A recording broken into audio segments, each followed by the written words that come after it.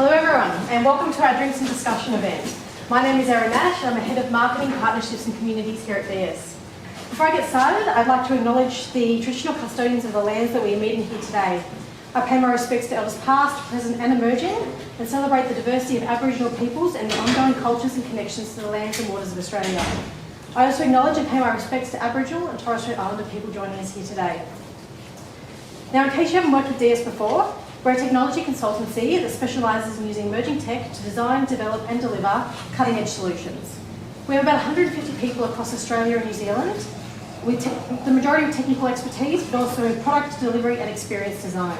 So this allows us to form cross-functional teams when solving problems for our clients. In addition to our core consulting business, we also build our own products. And in fact, DiUS co-founded Packflow, the leading global contract testing collaboration tool, which was acquired by SmartBear in 2022. And again, today we're thrilled to join forces with SmartBear to bring you this event. This evening, you'll learn how to build confidence in your release cycle. We'll discuss the benefits of automated testing and deployment, including how CI/CD practices will help you build, deploy and test with confidence. You'll also hear from a panel of experts on how these practices and processes can create high-performing engineering cultures. So with that, I'm delighted to introduce you to our first speaker. First up, we have Christof. Christof is a solutions engineer at SmartBear. He works with clients to improve their testing and development tools and help improve quality throughout the software development lifecycle. Christof has been working in the tech industry for 15 years and has experience across test automation solutions, identity governance, security solutions, as well as document management systems. Next, we have Ben. Ben is a senior consultant and software engineer at DiUS. He's worked with a bunch of clients on some wild and weird stuff, from big fintechs to small startups and everything in between. Ben's a generalist in nature and has worn a variety of hats throughout his career, providing a vast array of experiences for him to draw on when working with clients. So with that, please join me in welcoming our first speaker, Christof.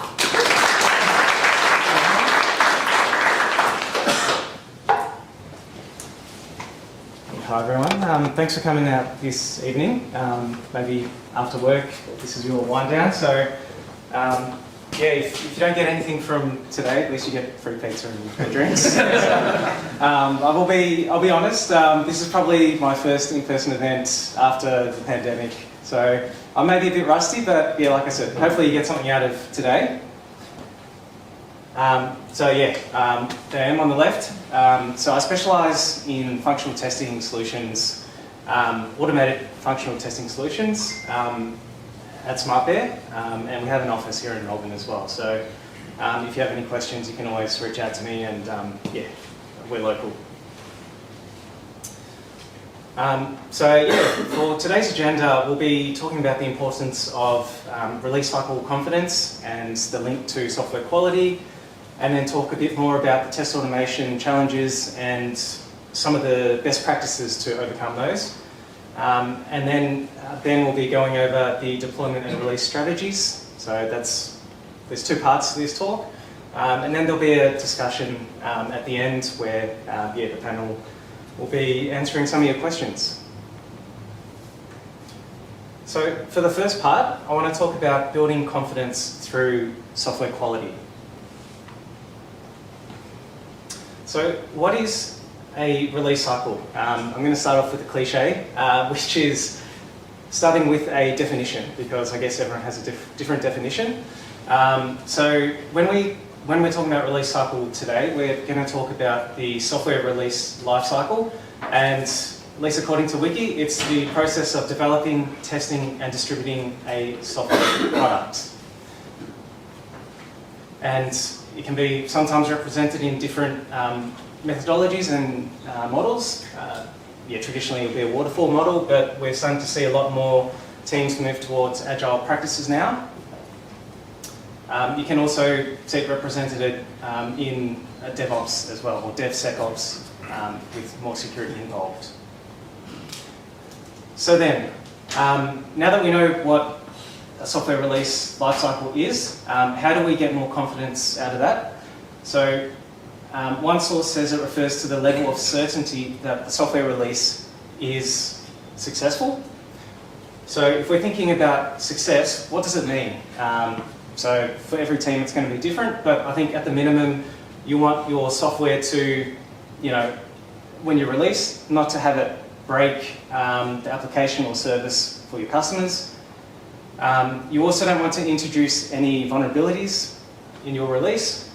And the most obvious one, you don't want to have any negative impacts to customers or revenue. So let's talk a bit more about why this release cycle confidence is important, as in why we're here today.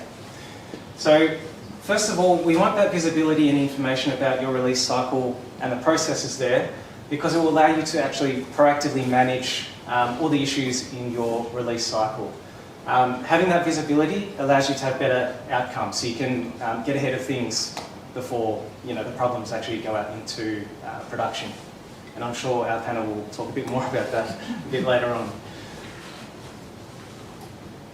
The next part is being able to focus on driving efficiency throughout the entire development cycle, and then being able to focus on innovation and bringing the best customer experiences, and not being occupied with worrying about those issues in your release.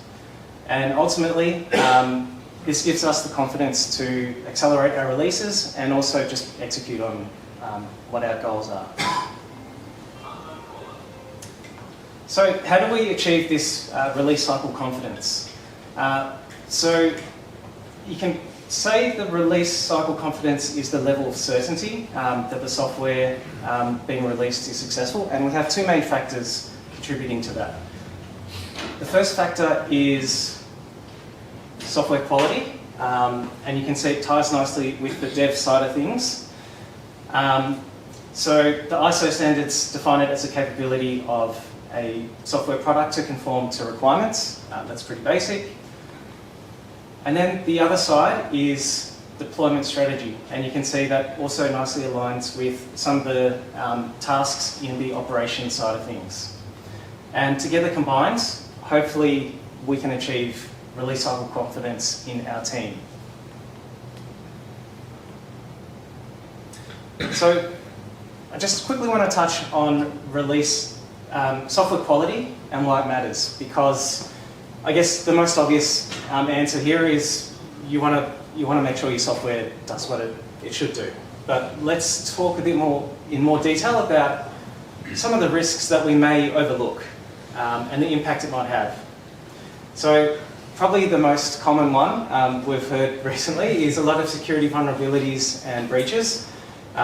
So having public unauthenticated access to data, so API services, so the most recent example being Optus.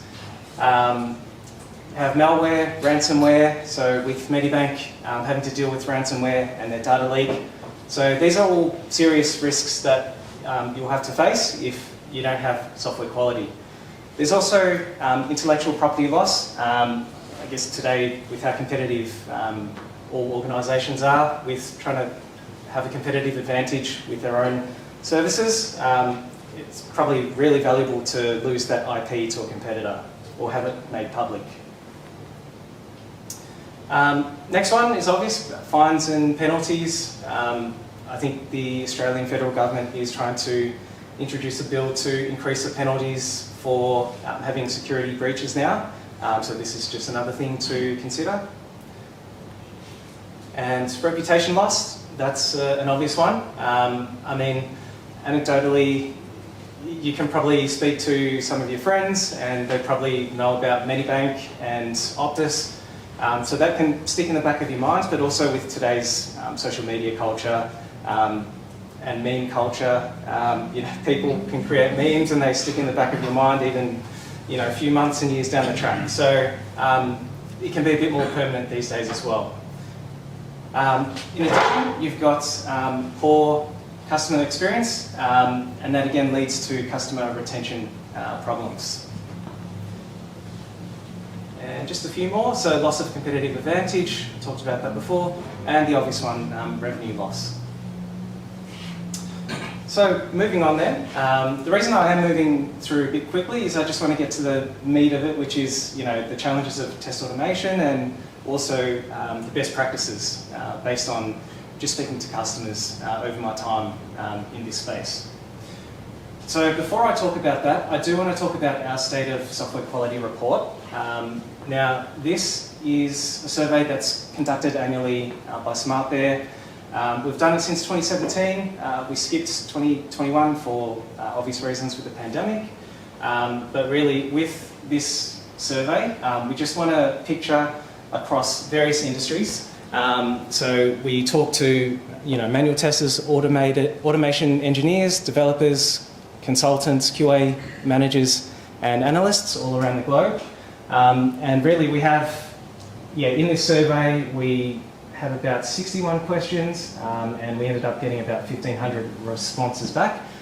So this is a pretty good picture of what's happening in the industry. And so, because we have that picture across all industries, we try to capture what's happening in terms of the methodologies, the practices, the tools that are being used to build, validate, and release software.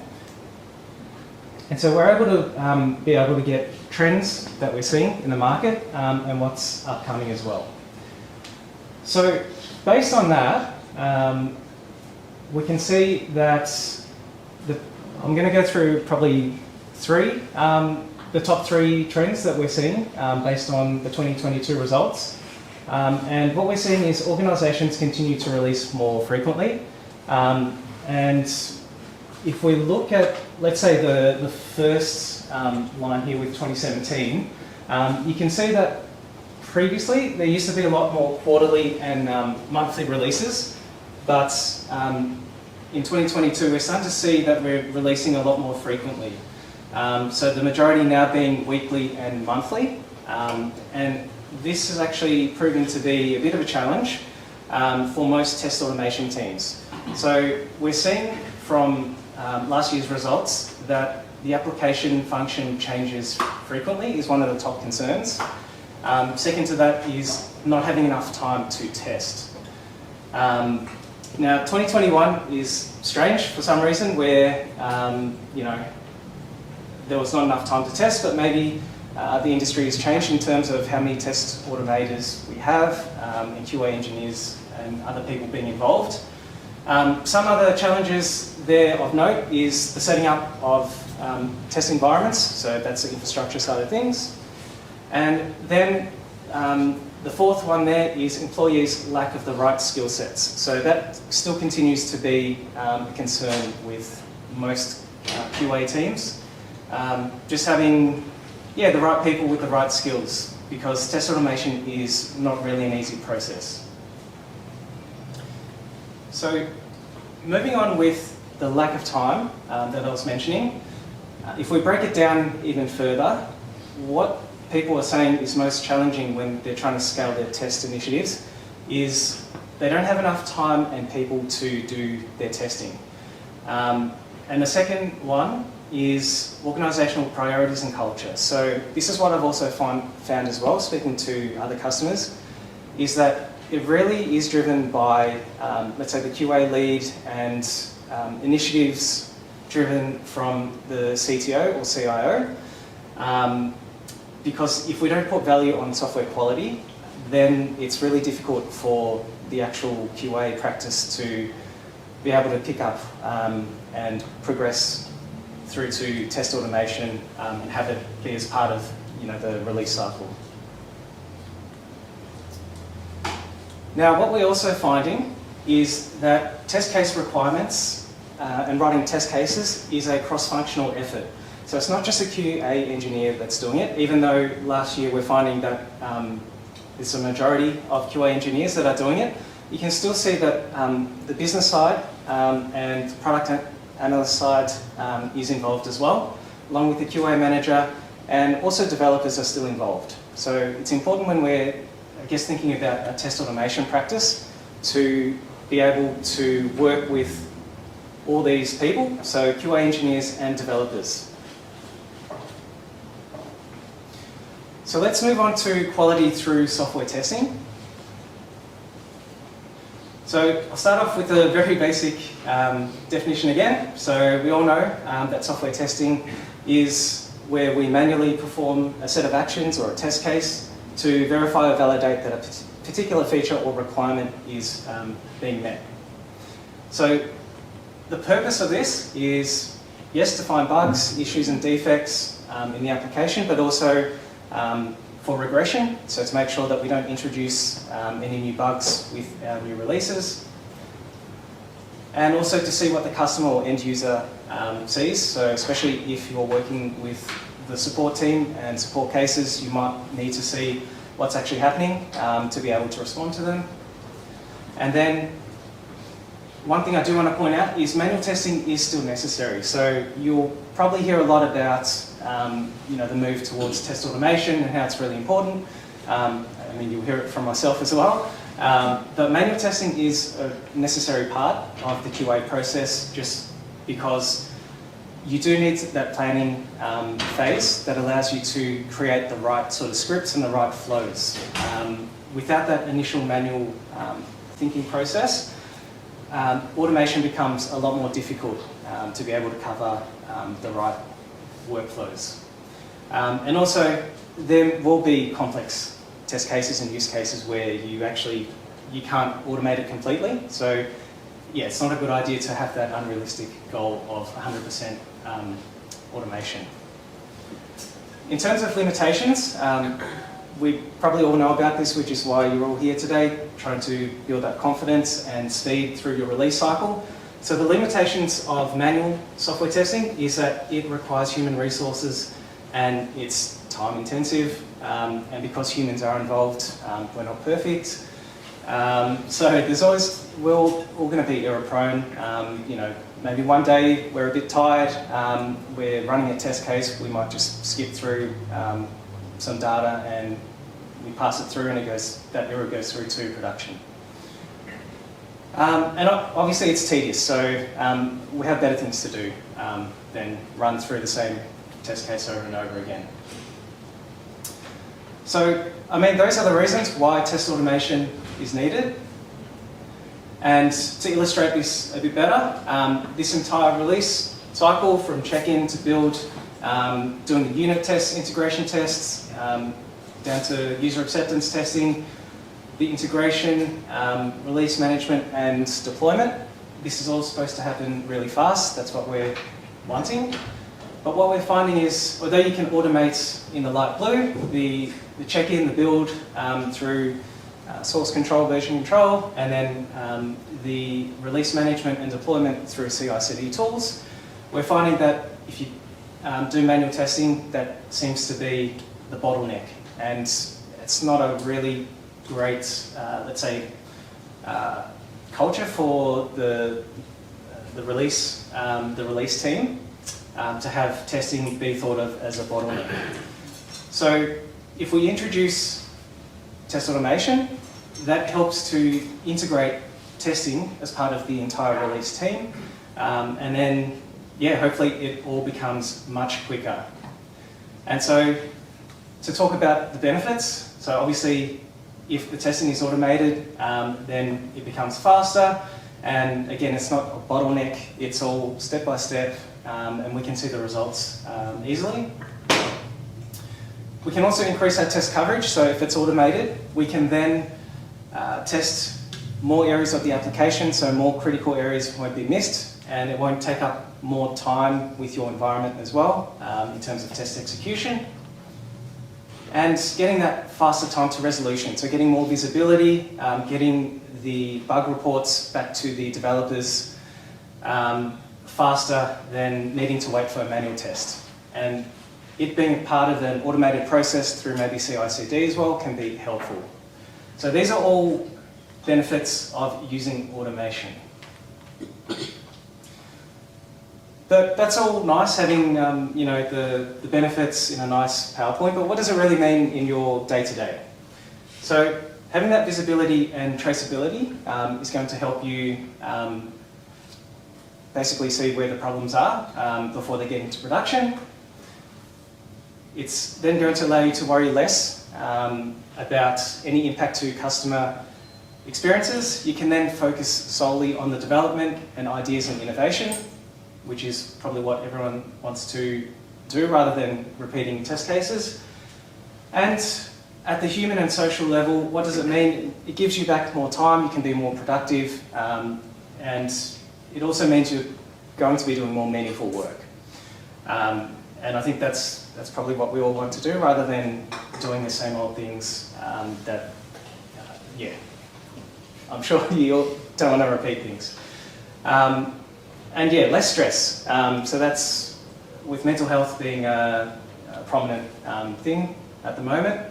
I think it is made the Mental Health Awareness Month as well. So yeah, having less stress is always going to be good. And then lastly, revenue for business. Why I say this is a human and social consideration is because if our company is generating more revenue, then it's more likely that we'll be able to keep our jobs, and we can keep doing the more meaningful things that we like, so focusing on innovation and ideas. So then, let's talk about test automation solutions. Now, this being an event with DiUS and SmartBear, I will have to just mention my experience with our tool, Test Complete, that can test web. I can see my colleague in the back. Yeah, it can test desktop, web and mobile platforms, all from the one place, but I'm not here to talk about Test Complete. I just want to say with my experience, this is an actual customer success story where TriQuestra is a New Zealand company that does retail point of sale systems, and they have their solutions sold globally. Now, they were able to shorten their testing cycles from 3 days down to 3 hours. So again, just trying to confirm those benefits I was talking about before. And then also having testing being more consistent, they're able to not depend on a single person within the team, because everyone can refer to the same test cases and test framework. And again, focus about those valuable tasks. Now, the last success story I want to share is Ares, I think that's how you pronounce it, the company in the US which does, let's say, it's like ERPs for manufacturing applications. So think about aerospace, car manufacturing, things like that. They produce an ERP for these customers, and they were able to improve their product quality and release speed with a test automation solution. They reduced their test cycles from 5 months down to 2 weeks, and achieved 88% test automation, which is pretty impressive. And because of this, they were able to actually focus on the customer experience, and you can see they're able to implement customer requests and add new functionality a lot quicker. And so, just a quote down the bottom there, they say they've got this direct tie between the results of making quality software and increased revenue for the company. So I guess that's why I like to keep hanging on that software quality is actually important. So, talking more broadly about the different solutions available out there, in testing, if we're talking about unit tests, generally there's probably a few engineers out there here today that would be performing unit tests. Normally you script them yourselves and through your own integrated design or development environment. Right now, one of the trends we're seeing is the hot topic at the moment, which is AI and large language models. So with ChatGPT and GitHub Copilot now, some of that process of writing those unit tests can be automated using these tools. So I just wanted to mention that. But the main chunk of testing is going to be through integration and end-to-end tests. And you can do this through automated frameworks. Now there's a couple of options when we're evaluating solutions there.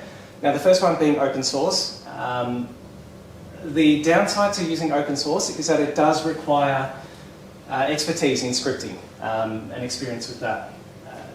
Some of the other solutions there would be Selenium for web testing, Appium for mobile testing. We're starting to see, I think I mentioned it on the next slide, but we're starting to see other tools now such as Cypress and Playwright come into the picture because they're a bit more developer friendly as well. But yeah, I guess if your team is competent, they're happy with scripting, then open source is definitely an option. It just doesn't have the support that you would have with a commercial off-the-shelf solution. With commercial off-the-shelf, usually it gives you a low or no code sort of solution where all teams can participate. So the business unit can join in with testing. It doesn't just need to be developers or engineers. And again, like I said, testing is a shared responsibility with the entire organisation, as you saw from our report. Now, some of the trends with the COTS solutions is the involvement of AI helping to build those scripts. Now, it's still a developing story. I guess some of us are getting a bit more excited than others. I'm probably more excited about it than maybe some of us, like Matt Fellows, probably is on the other side. He's probably seen these phases come through and then fade away. I would say with AI and how it applies to functional testing at the moment, the usefulness is still debatable just because it does require a level of experience and understanding of what do you need out of the test scripts, how to prompt for that, and then also how to validate that the results from those scripts generated from AI are actually useful to us, because we don't want to generate these test scripts with AI and then it all comes back as pass, pass, pass. That will give us fake confidence, and then it will it'll ruin I guess, confidence in our release cycle and our teams and our processes. Now, the other thing to note is with remote working still there, and offshore teams still helping with global companies, there is still notably a technological and knowledge gap. So as I was mentioning, even though there's AI to help right now, if you don't understand what you need to request and what you want to do, then AI can't really help there. So I guess even though AI can help, there's still a place where commercial software can actually help you with the ease of use with recorders and also support from a vendor. So some trends with the UI test space. So we're moving away from Selenium and Appium, so some older frameworks. It's still popular, but as I was mentioning before, we've got Cypress and Playwright coming into it now, even though there's less support for some languages. It is quite popular with developers, and they're starting to get involved a lot more in testing. There's also a bit more demand with visual testing tools, so not just checking, is our tool doing what it's supposed to do, but does it look right? So especially if you're ordering stuff on your phone with Uber Eats or Menulog, if the price is underneath the delivery button, then that can be a problem. So visual testing tools are also coming up. And then, as I was mentioning, leveraging AI tools. And then the cross-functional involvement, that's what we're seeing as well. Having those non-technical business users being involved. How are we doing for time? Okay. All right. So, best practices.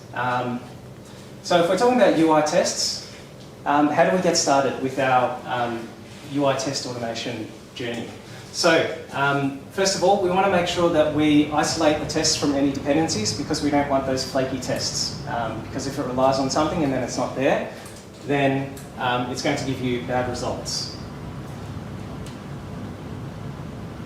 Now, we also want to identify the best recognition method. So whether it's the properties of your objects, or whether it's XPath and CSS selectors, or if you don't have that, depending on your legacy application, you may need to fall back to image-based testing, or methods like OCR, optical character recognition.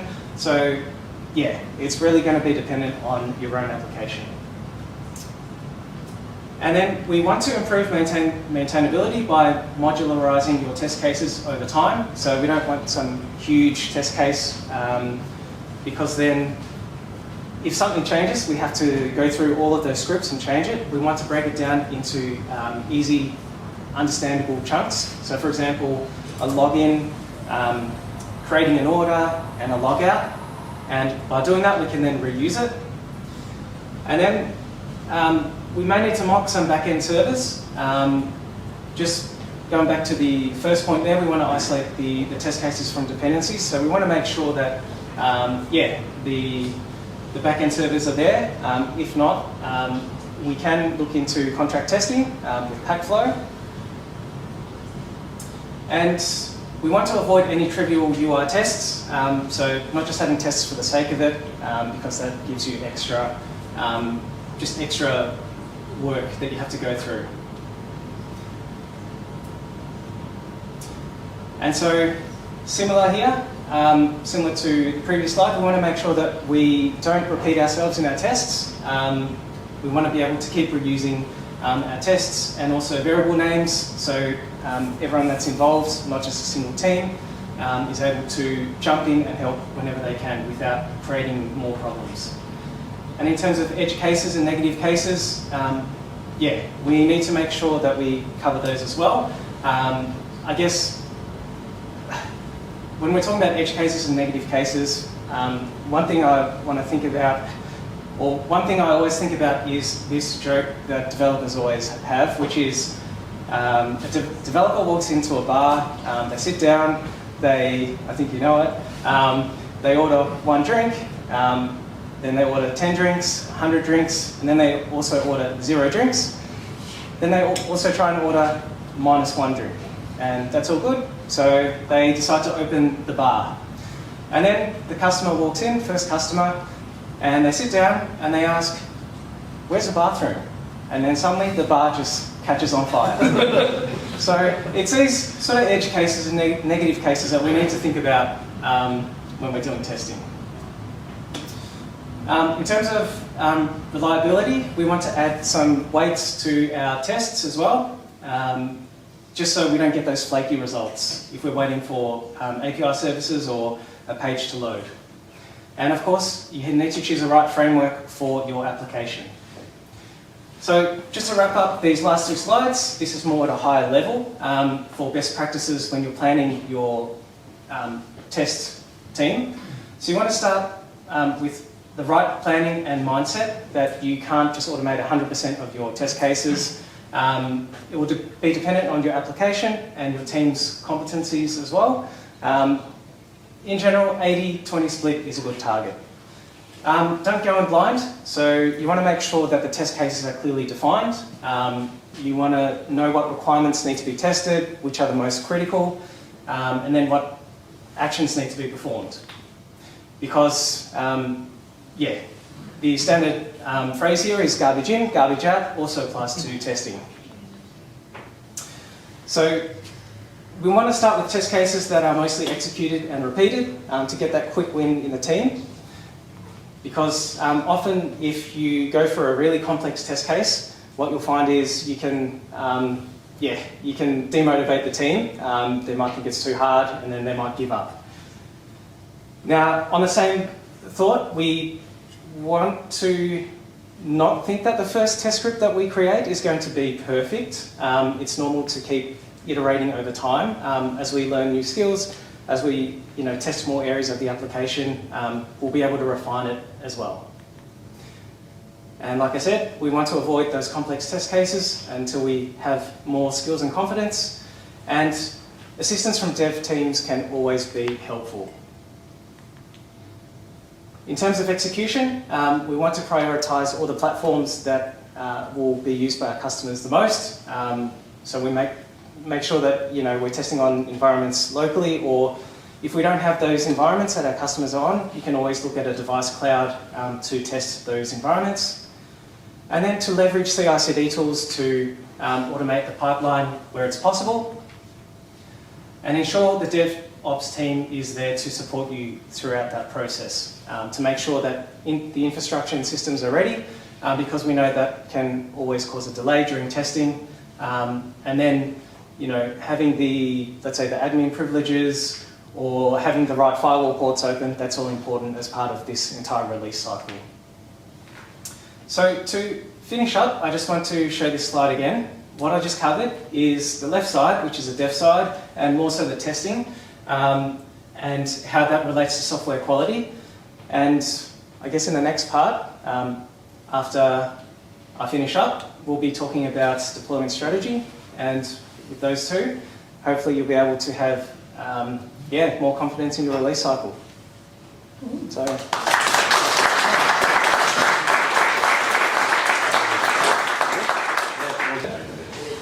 All right, if you've forgotten who I was, I'm Ben. Hi. Hey, Ben. I was from 20 minutes ago. So I'll be talking about the other half of stuff. So primarily what I'm concerned with, we've just been talking about, you've built your nice new feature, you've done all your cool new stuff, you've done your testing, you're ready to go. You're ready to release. How do we make sure this release goes well? How do you make sure it's safe? How do you make sure it actually gets out the door? I don't know about you all, but I don't like working weekends, I don't like working overtime, I don't like fixing these problems. I'd rather they just not happen. Alright? There we go. Alright, cool. So how do we release this? You've got your tested artifact, I like to sort of break up problems in your test cases into this sort of pattern. So if you sit in your top left, you've got kind of your known problems and things that you've tested. These are your standard stuff. You know there may be a problem, and so you've written tests for them. Good job. You're probably not going to happen. In your top right, you've got these unknown problems that you've tested for. These are typically more like exploratory testing and stuff that you've covered by accident. This is convenient, so we won't worry about it too much. Your bottom left, you've got problems that you do know about, but you aren't testing. So this could be you just have lacking coverage, maybe your exploratory testing has some gaps. It can also be things like, for example, maybe something you can only test in production. I've been in environments before, for example, where, say, chargebacks on cards weren't supported in lower environments. This is a real thing that does happen, okay? We can't test it in lower environments. Do you just ship it to prod and trust? What do we do here? The bottom right is the really big, scary one, which is your unknown problems that you haven't tested. Now, you don't know about it, so of course you're not going to test it, that makes sense. But these are the big, scary ones, because especially as your app expands, your app gets bigger, you get more complicated, you're going to hit more of these. There's more stuff you just won't know. Your app gets big enough, you're not going to be able to fit all its features in your head, it's going to do weird things. And especially if you put things on the open web, people will do weird things to them. And you'd rather not get woken up in the middle of the night because of that. So how do we deal with this? What do we do? Can we talk? There we go. So, we've talked about these, so how do we release them? You've probably got a release process in mind. I imagine most or some of you at least are IT in some form. So you've probably got something in mind for how you've done it maybe in the past.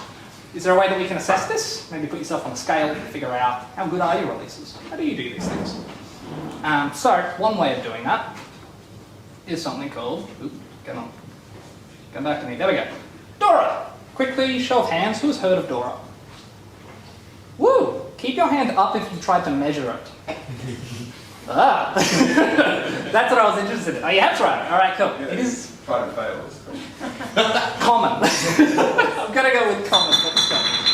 For those who haven't heard of it, Dora Metrics is, I think it's either a Google started or Google run thing for dealing with DevOps research and analysing how people do releases and how they do their deployments. My understanding loosely of how they came up with these was basically they grabbed a bunch of different metrics across a large numbers of teams. They went, these teams are really good. What are their metrics that differentiating them from the teams that aren't doing as well? And so you sort of get these like indicative measures of what's good per se.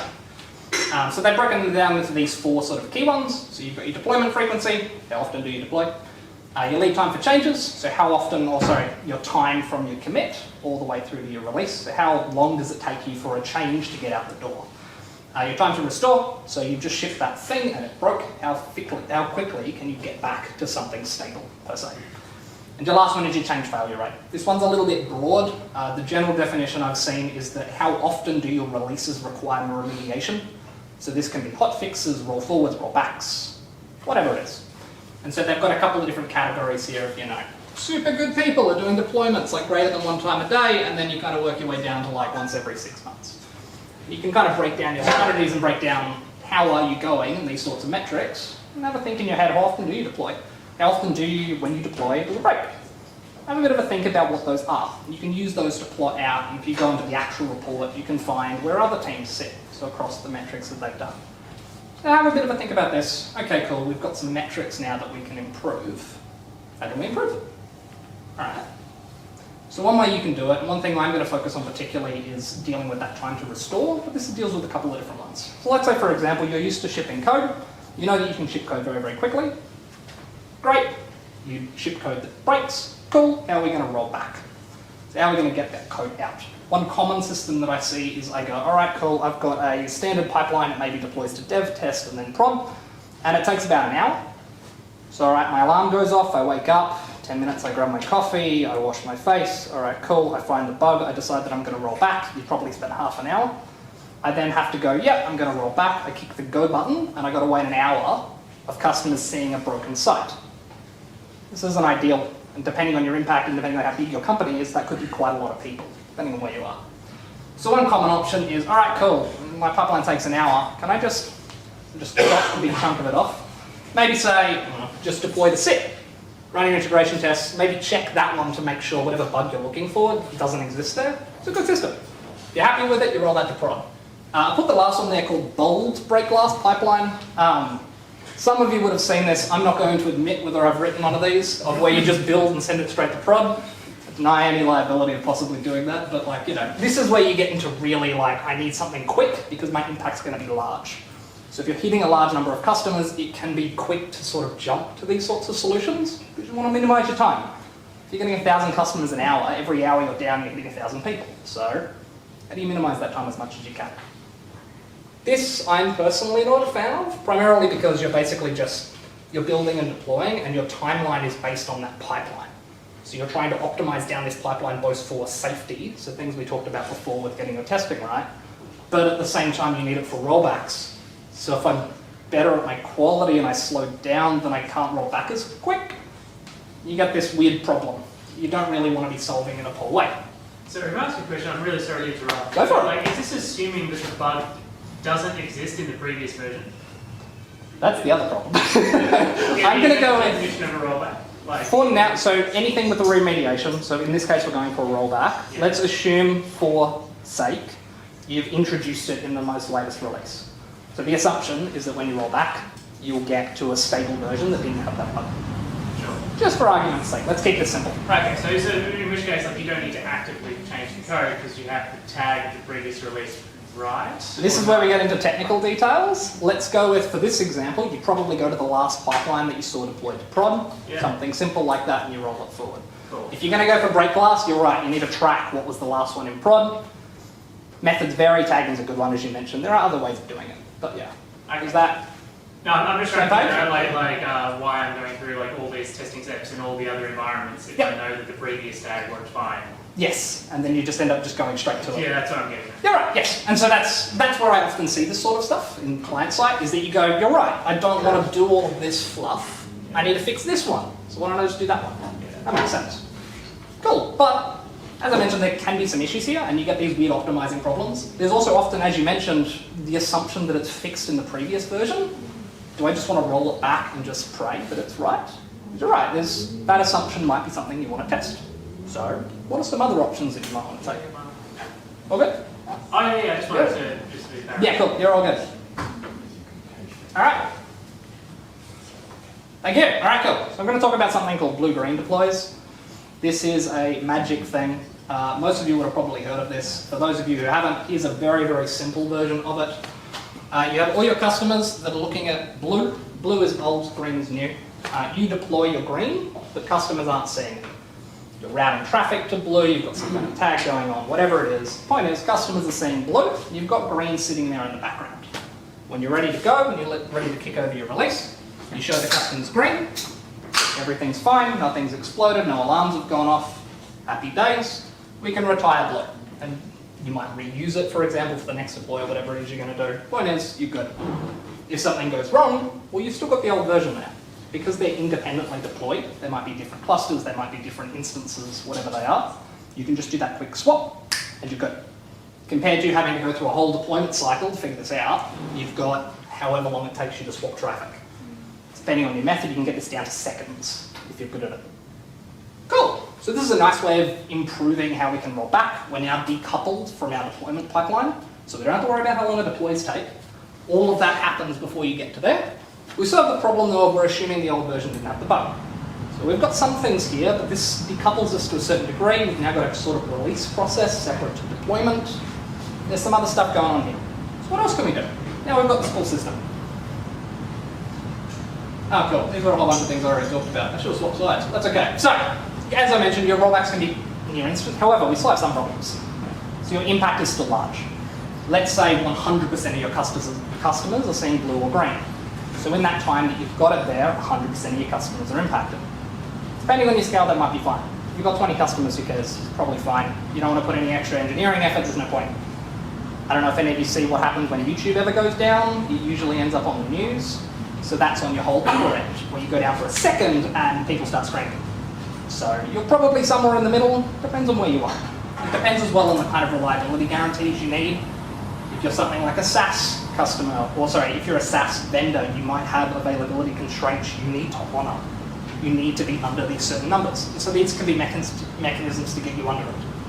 We still have this 100% problem. It'd be nice, let's say for example, if you are a SaaS vendor, I've worked with one before that what they like to do is go, well, we don't actually want to swap the banks over yet. We'd rather we just swap a bunch of like little accountants or like financial institutions and then work our way up to the banks.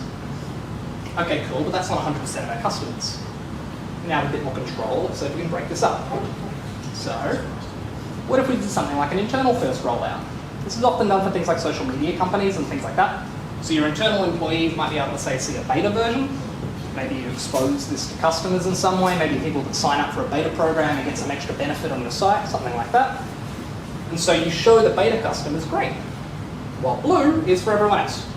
And so you've got this sort of separation going on where you can now be looking at this and checking this in a certain way. Maybe you even get internal testers to run things like PBT. So if we remember that bottom left of the category where we've got known problems we can't test, well actually now you've got a version in prod. You can test that. And you can check it before the public sees it. So it gives you a little bit of that control back, and you can use that to then leverage it for these sorts of mechanisms. What else can we do? Well, what if we did something like a percentage-based rollout? So instead of 100% of people seeing something, what if I show it to like 1%? And every 100. Cool, if they start screaming, that's fine, I'll roll it back. But only 1 in every 100 saw it. So it limits how much impact I'm going to have. And so you might go, okay, cool, I showed it to 1 in 100, that's fine. I've only got 1,000 customers, so that's only like 10 people. They probably didn't hit the bug if they hit one. Let's get it up to 10%. You can start to gradiate it out, and you can use that to limit your risk. And as you gradiate it up, then you can start gaining more confidence. All right, cool, it's surviving at 50% of customer load. It's probably fine. And so then depending on sort of the posture, I guess you could say, of your organization, you might see a bank, for example, has a much more conservative posture. They might want to do a couple of roll-ups before they do the full out. Versus something like a startup, it's survived at 10%, it should be right. So it depends on where you are. This is one way to do it. I tend to find this is a very engineering-based solution though. This is sort of an aside. When I'm arguing this with, say, product or something similar, they often actually want more control than this. We'll walk through some of those. This is another one that I've seen. Something called region-based rolling. Facebook famously does this, for example. They roll out to things like New Zealand, they work their way around the globe. The reason why they roll out to New Zealand, small-ish, isolated, and they can understand the user testing because they also speak English and they're probably in the US.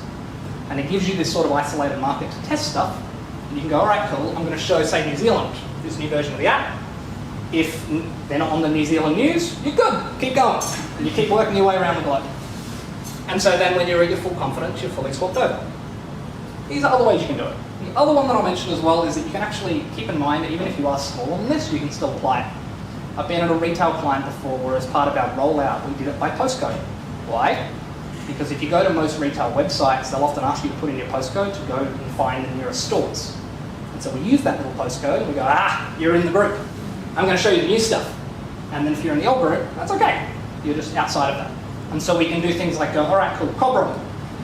If anyone knows where Cobram is, it's northeast Victoria. It's a little bit remote, but that's okay. But the point is it's remote, cool. I can pick Cobram, I know roughly how many people are probably there. I'll pick all the surrounding postcodes. If you're in that group, you get the new stuff. And so I can go, all right, Cobram didn't explode, I'm not in the local news. Good, I can roll from there. Would that be? The other one we would do actually is we'd roll, because for example, say like Parramatta and Sydney or like Melbourne, big population centres. It'd be nice if I could roll it to like WA first, because they're fractions of what we're working with. So again, it's about building that confidence as you work your way up. And then when you're fully confident, you roll it out to everyone. And if you catch something early, you can pull it back. Come on. Hey, all right, cool. So this is where we get into the much bigger stuff. This is something that I really should have increased the font size for, but that's okay. I'm going to read it to you, so it's fine. This is something I call a phased rollout. It tends not to have a formal name because every company that implements it does it their own way. Basically, it's a combination of a number of different tactics and techniques, usually tailored to the organization, and you kind of come up with this as you scale.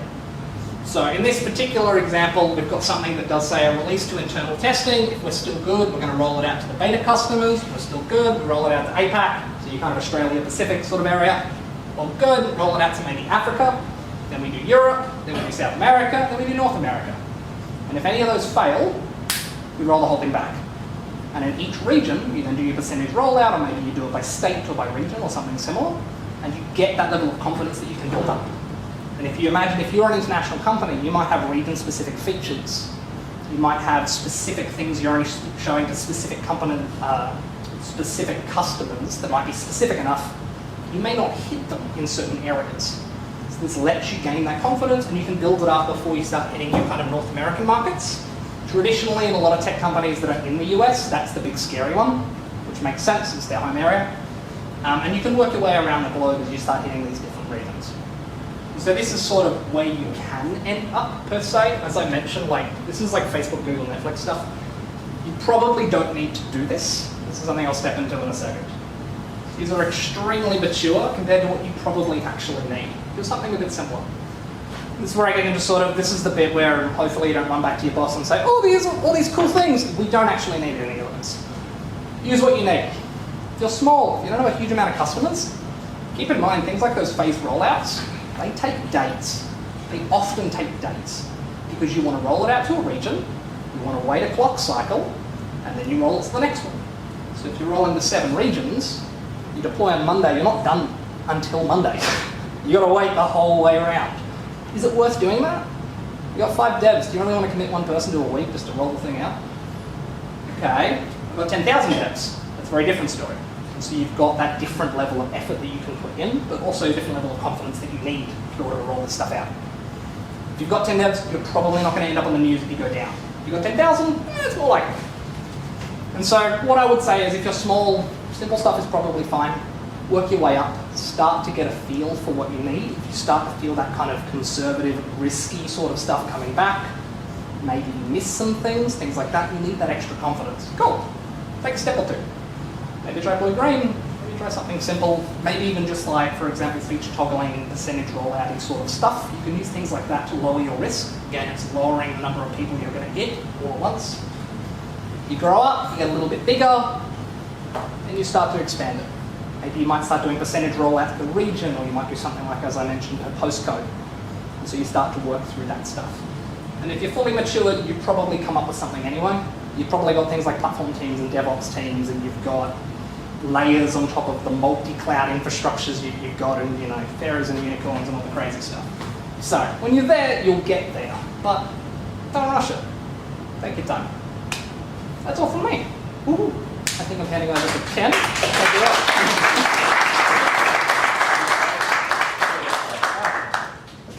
Yay! All right, cool. One more, please. One more. Yeah. So we'll start.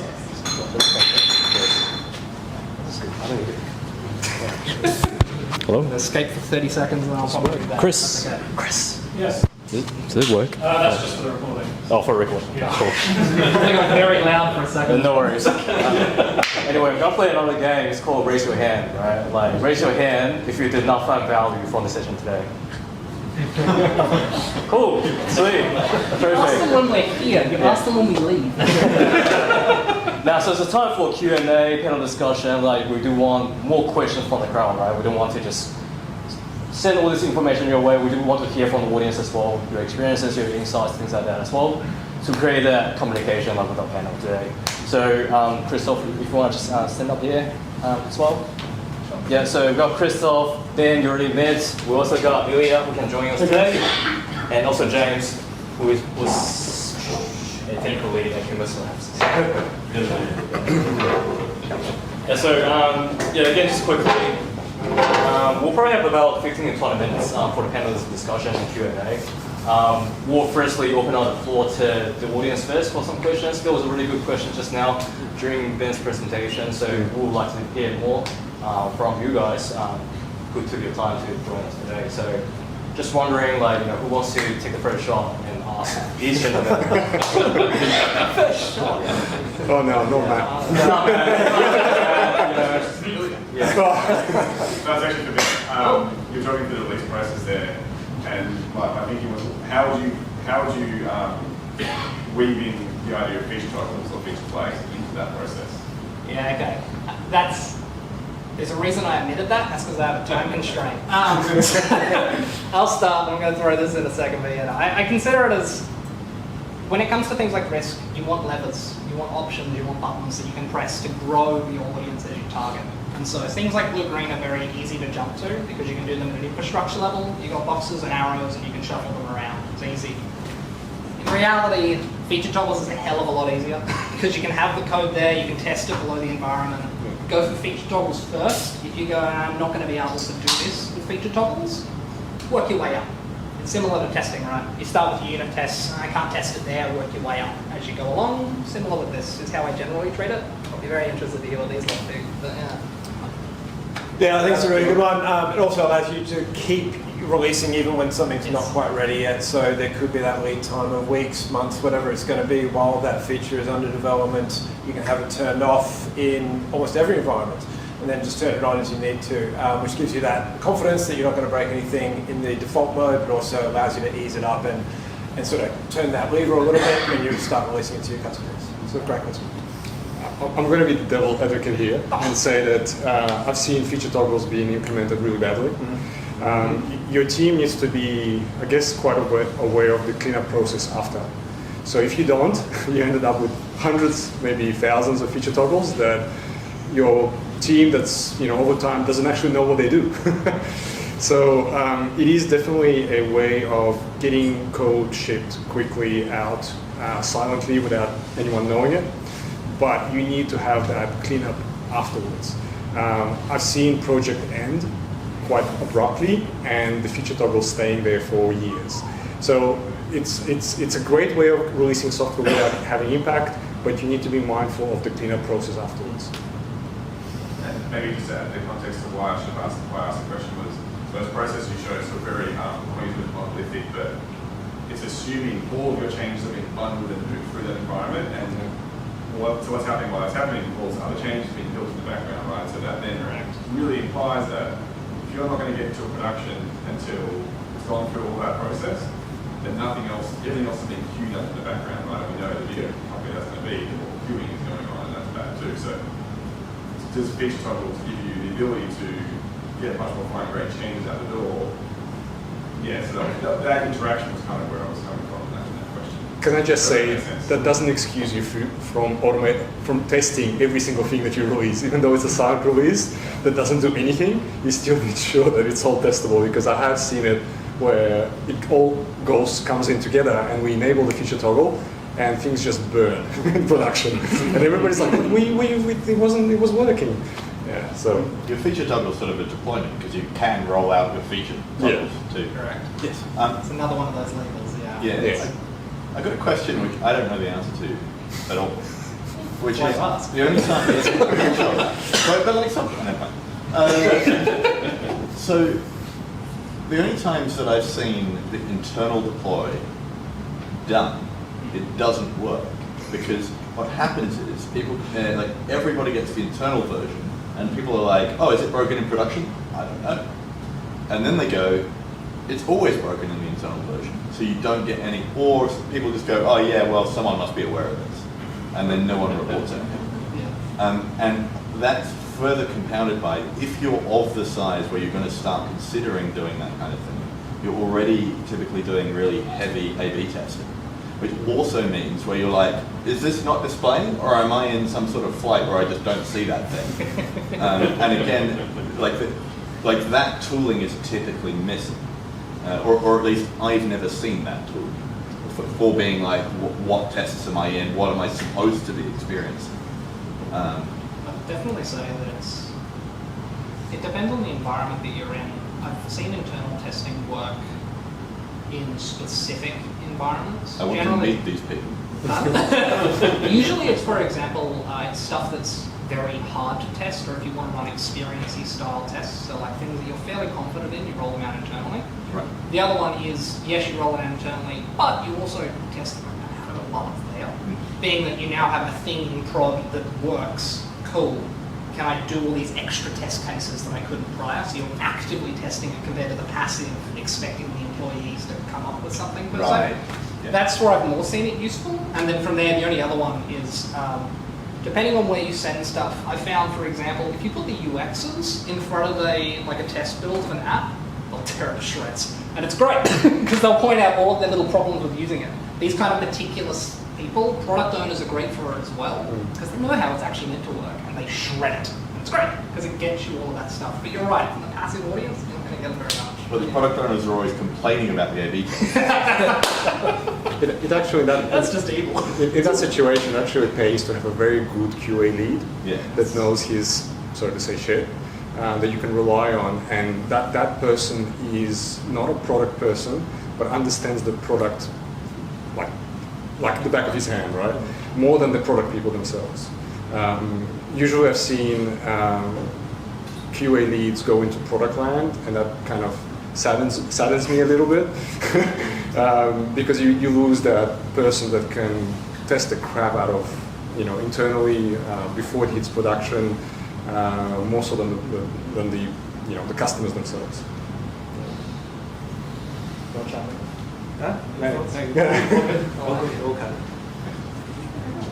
Questions? Anything else?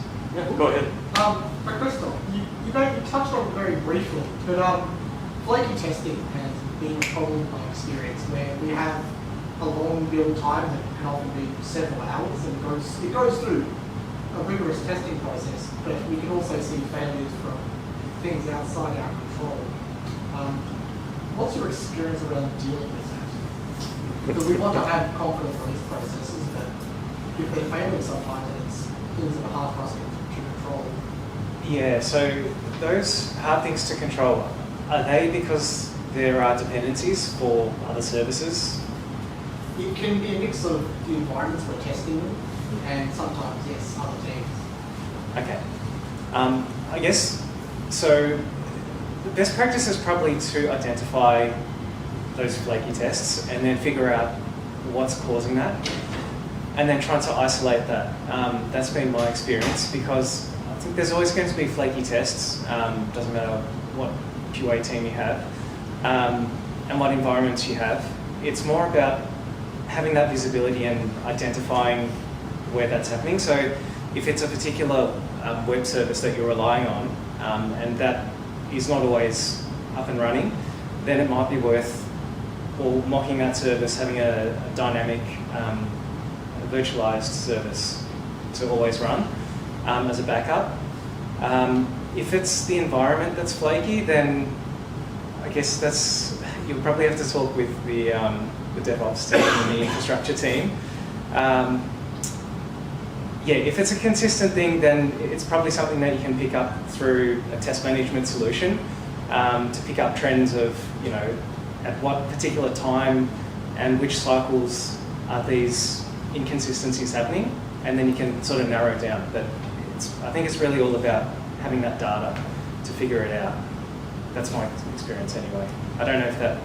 Yeah, I think what you talked about having that data, because it's only once you can actually figure out what's consistently failing, you can start remedying things. Yeah. I think your test must be deterministic, such that you can say this green means green and this red means red. I mean, if you're in this hazy ground, it's a nightmare. It's terrible, because then nothing means anything anymore, and so all that confidence that we've just been speaking about just goes out the window.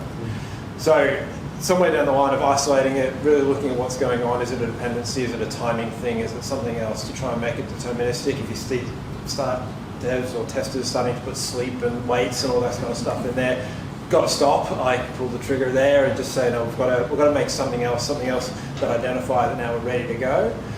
And then the extreme version of it is just delete the test. Like the cost of this attention is just too much and it's not going to be worth it anymore. So actually just delete it because it's not really providing the value that you want it to. And then, so somewhere on that spectrum is where your answer hopefully is. I think the last thing you want to do is ignore the test. Yeah. So what I've seen in teams... That's an expected failure. Yeah. We know it doesn't work until things blow up down the pipe, yeah. One of the funniest story I have is, does anyone work at ATO here, by any chance? Good. So I can talk about one of the things, when I used to, when we were implementing an integration with ATO, they actually provided conformance tests that we could use. So they basically, you hit their test environment, third-party test environment, and it will tell you good or not good based on how you integrate it. The problem we started seeing is that they would usually disable those test environments, and we've put that part of our automation suite because we thought, oh, this is a great idea. They provided the tests.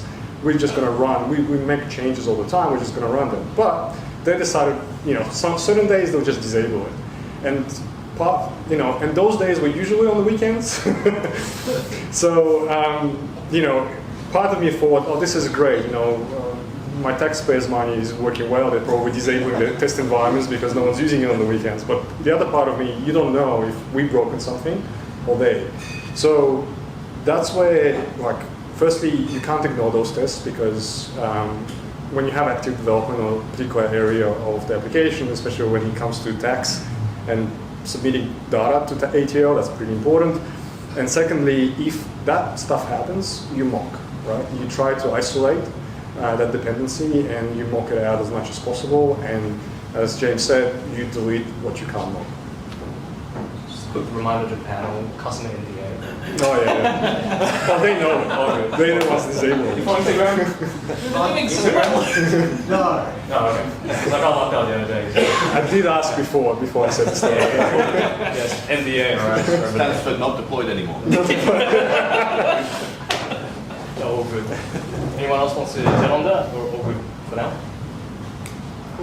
Yeah, I won't touch on any of the more technical details. I tend to find flaky tests can be from a variety of different sources. Some of them are technical. I've worked in code bases that existed before Await, so all of their tests had promises in it, but they didn't check any of them. So just as the test cases grew and things got slower, everything just went out of whack. That's just what do you do? The thing is just, you've got so much code here that you can't fix it all. Cool. If you've got services that are down, if you've got something more specific that you can pin and go, that's the problem, that's a different approach. I find a lot of flaky tests are actually down to cultural issues or people being just it's fine, don't worry about it, the expected failure memo. And so taking that little bit of effort is the biggest thing you can do. Of just, all right, I've spotted something, hell, just post it in a Slack channel. That's all you need to do, just to get awareness of, hey, I've seen this. You get your friend chiming in, hey, I've seen this before. Oh, okay, cool. You now get eyes on it, you start getting people looking at this and going, this thing is broken before, it was fine last week, what's going on here? And you can start to get that attention being drawn to it. I find that's a good way, because you can't hero this stuff.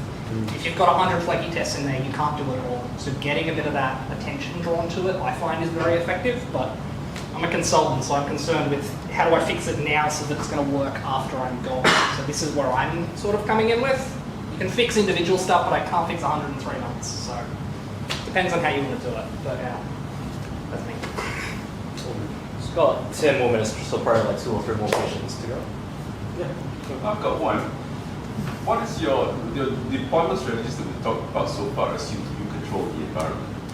So for scenarios where your app is running on someone's phone, it's running on someone's laptop, it's running on someone's data center, what are the strategies that we could use to, getting people to upgrade their phones or getting them to upgrade the software, right, is difficult. Everyone just ignores. Same data centers, so if your product runs on-prem, right? So how do we deal with, oh shit, we shipped the bug? my personal opinion is that there's not really a nice way to do it. I've seen things like blacklisted versions or force updates on mobile phones. It works, but it's nasty. It's usually very nasty. It's not very fun. I've seen all the way to the point of a customer had an app that when it was deployed to environments, the customer had their own QAs that they had hired and paid for to test the app that they had just sent for them. So this can get very messy very fast. I tend to lean on your other tools, so things like your feature toggles, things like that if you can. There are options where if you do have specific logic that you know is problematic, pulling it back. So a common one I've seen is, for example, T's and C's, so legal content. Legal content, you don't really want to push a new app, you don't really want an app out there with bad legal content. Cool. So let's push that from something else. And so you use that to pull back some things, maybe back into APIs or something similar, and that's stuff you can control. So you're kind of pulling back these critical things. The problem is that you fall into this, well, you've got to expect it, right? So if you commit something and it goes out in an app and it's locked in, there's nothing you can do. And so you're stuck with these really messy methods. I haven't seen anything reliable personally, but that just might be my lack of experience. But yeah, it's a hard problem. Yeah, but I mean, even like Microsoft, they ship broken Windows updates. Intel has shipped bad CPUs to devices. Like this is a hard problem, I find. Yeah. And things like Intel even, they ship things like microcode now. So these are basically like a step above your assembly so that they can update this microcode that controls the actual instruction under the hood. This lets you push an update, that means you don't have to push a whole new chip. Replacing a chip's a pain in the neck, and driver update, that's easy. So there's pulling that back and giving yourself a little more control, I find helps. But it's a hard battle. Yeah, and if you start thinking about things like cars, you know, right? It's not something you can upgrade easily, right? I think that's the worst case scenario, what you did describe, right? You wanna. This is why those companies that I had a chat to someone just before around, you know, games in the past with cartridges, right? You want to get it right first. Once you get to a point where it's already shipped, there's very little you can do, as Ben sort of said, and it becomes extremely complex. At one point, I remember when the App Store was coming out, there was a bunch of, you know, JavaScript frameworks, you know, the ones that you could embed and make it look like an app, and you could push software out to those without actually going for the App Store. And I think that was a very ingenious way of doing it until obviously Apple said, well, this is not how you're supposed to do it. But yeah, look, once it's compiled, once it's out there, it's extremely hard. You know, there's not really a good answer there.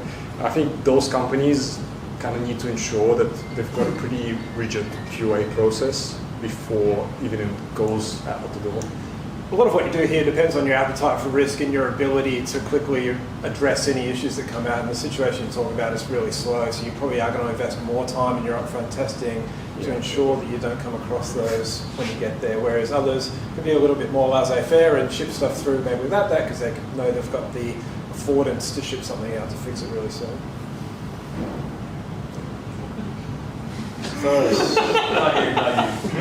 He's had his turn. Where do you see AI's role in test automation? Yeah, the AI's role in test automation, I sort of touched on it before. I think it can probably help. It's going to be a tool that helps aid. I don't think it's going to replace QA engineers or testing. As I was mentioning, it's at that stage where you really need to understand what you're trying to achieve to be able to prompt the task that you want to perform. So if you're a QA engineer or you're writing scripts, I just see it as a way to assist your job. Yeah, that's where I see AI in test automation. In terms of full autonomous testing, that's probably something that we can't predict when that's coming. But yeah, in terms of deployment, any thoughts? On the testing one, I think it's going to be more pervasive across the whole development life cycle. So I think there'll be a bit more. I mean, GitHub Copilot's already pretty impressive, and its suggestions, I think that'll only be enhanced to say, have you thought about this, or these kind of testing scenarios in code while you're actually writing it, to think about those. And then at the other end, probably more on that acceptance testing side, is if anybody's ever written like page drivers or that kind of thing before, you're abstracting this sort of user-based logic into how we instruct the page to do, into expectations of what we should appear. I think all of that will disappear, and you can just use that higher level human-centered language to then be executed. It's like Cucumber on steroids for those who are familiar with that tool back in the day, where you don't have to write that intermediary stuff to say this is what I'm looking for in like a specific field. So I think it is going to be more persuasive and pretty soon actually. Can I add to that? Something that I came across recently just made me think, and probably Christof, you might not have covered it in the whole release cycle, is the requirements phase where we write a user story. The importance of writing really good user story for the test case is to be dependent on that. I think that's where the AI is going to come through, is the user story written very well in a natural language. You can actually feed that through test information for AI. ChatGPT the other day, I see the scripting through that, and I said, my God, it's written very much similar to user story. If we can convert it, we'll probably be able to automate quite a fair bit. Yeah, good point. I agree there. So it will really depend on the quality of I guess with large language models, it will depend on the quality of input. Yes. So if those original requirements are good quality, then the AI will be able to definitely leverage that. I wouldn't say all, because I still like my QA team to continue on, but Of course. no, definitely majority will come through the user story writing a lot more naturally in the future, the quality of that. We'll get to a point where AI is going to be telling us what to do. There is something called as mutation testing. Have you guys heard of it? Yes. So that's really good. Like you guys can, like it's going to improve the quality of the test. And that's something we have introduced in our pipeline. It's really working wonders. There's a similar one that this is kind of like from the pre-AI world, but it still runs this concept called fuzzing. Fuzzing essentially is basically generating a bunch of inputs and then feeding it into stuff to see what it does. And the nice thing about it is that because it's basically random, you often guide it to a certain extent so it gets anything done. But like, you can feed it a whole bunch of random things, and it's great for spotting things like security vulnerabilities or buffer overflows and that sort of stuff. I'd be interested to see whether AI extends beyond that to things like, well, can I just set an AI loose on my website and just see what rubbish it finds? Like if it clicks this weird button and inserts this weird thing into a search panel, hits search, it explodes. Like that sort of stuff I think would be really interesting to see, because a lot of that stuff tends to be busy work and it's quite hard to track. And so if you can automate a lot of that sort of stuff, just find something wrong, find anything. But your daily active users look really good. Oh yes. Oh, God, on SIG too. Oh, it's amazing. Can we just swap the metrics from? No, okay. But like, I mean, Google currently runs a ridiculous number of computing hours running fuzzing over their entire code base. I'd be interested to see that sort of stuff, maybe a SaaS tool or something similar. Go nuts on my website, find all the wrong things, and just let it explore. I think those will be interesting, but I'm not sure whether we're at that point yet. But yeah. Or just take one last question and we'll just wrap up. Let's ask one question if I can then.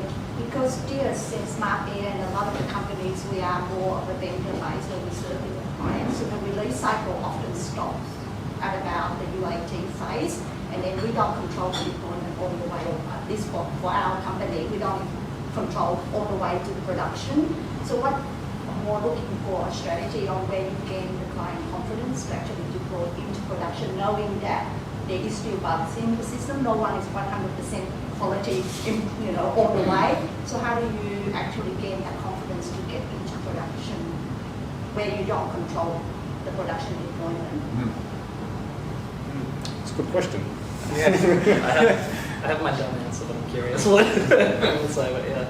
Give you more control. Well, my dumb answer is generally like how I found I'm used to dealing with. As a consultant, you might deal with 6 or 9 month engagements. You've got to gain confidence relatively quickly, and so you'll sort of learn strategies to deal with this. One I've found is just play dumb and ask questions, and start to learn how it works. And part of that is that as you ask questions, they start to learn. Okay, you understand the concepts that you're listening. You actually understand how this works. You're listening to the things they're saying. They're mentioning caveats. All right, cool. And you start to really learn that. Then you can start having some more influence. Maybe you end up at their community of practice. All right, cool. Now you're listening to their concepts. Maybe you're talking about stuff. Maybe you're presenting on some things. Cool. You know a bit about what you know. You can start to get that little bit closer and give yourself a little bit more of that control. And And then outside of that, it's just effort. Have some time set aside so that, say, if you want to do a change to your release process or something similar, you probably can't start big, start with something small. Feature flags and things like that are a great way to do it, and let the team know, hey, we've got a feature flag on this. If you see errors spike, talk to us. Maybe we can just turn it off before you do your crazy rollback. Start to get closer. I tend to find that works, but it depends on your expertise. You often kind of need to come in with a certain level to then be able to pick it up fast enough to go from there. So do your homework, work from there, but that's how I tend to find it. But, yeah, I agree with that. I think it's a little unfortunate because usually you want more collaboration. You don't want to have walls. So you want to, the whole concept of DevOps to me is a bit strange. Like you've got engineering and DevOps, the two are the same, right? It's just the spectrum of knowledge, With QA, it needs to be embedded. Like you can't have QA sit outside and developers just throwing things to QA and then QA throwing back things to DevOps or to operations to release.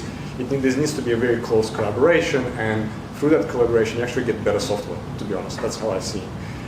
Where I've seen things done really badly is where there's walls in place and things will take longer to actually release. Regardless of the quality of the software, that time is essentially a killer to the product itself.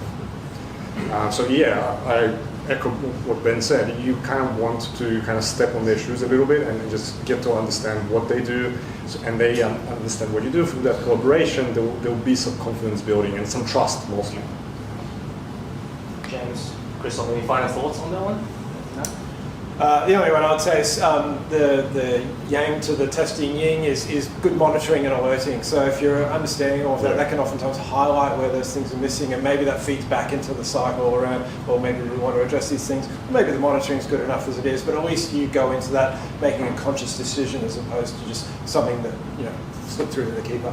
Do you have like standard metrics or something that you provide to the clients that you measure quality of the software being deployed? it can be simple things like, I don't know, let's say subscribing to your website is critical. Well, the platform team probably doesn't know that. I think the biggest one is your regression rate and your failure rate. There you go. We report regressions right over Exactly. I'm just curious if any other metrics that you highlight to the clients that will then, continuously gain their confidence over time that, we are improving and this is where it's got to. It's sometimes hard because when there's nothing, like if nothing happens, it's a good thing, but people get used to it. If there's always fires, people are always antsy about, the QA has done a good job or the developers have done a job. So I feel like I work with a very good QA that has been always looking at regression. He wasn't in charge of releases or release cycles, but he was very good at noticing patterns and regressions and trying to prevent them from happening. So he was building that into our sort of development life cycle rather than release life cycle. Okay. Wraps up our panel discussion due to time constraints, but feel free to stay behind and ask these guys questions on a one-on-one basis. That's totally fine. Thanks again, guys, and I'll pass it on to Erin for closure. Thanks again, and thanks to our fantastic presenters and panelists for sharing their insights and experiences. I understand that I'm the last person here, but we can go grab another beer or have some more pizza. But before you do run on, just go to the next slide. Thank you. We would love your feedback on tonight's event. So if you take a couple of minutes, scan the QR code and Ken and Zen tell me there are 5 swag packs up for grabs. So the first 5 people to complete the survey, go see Zhang at the back and she'll give you a swag pack. So thank you very much and thanks again for joining us.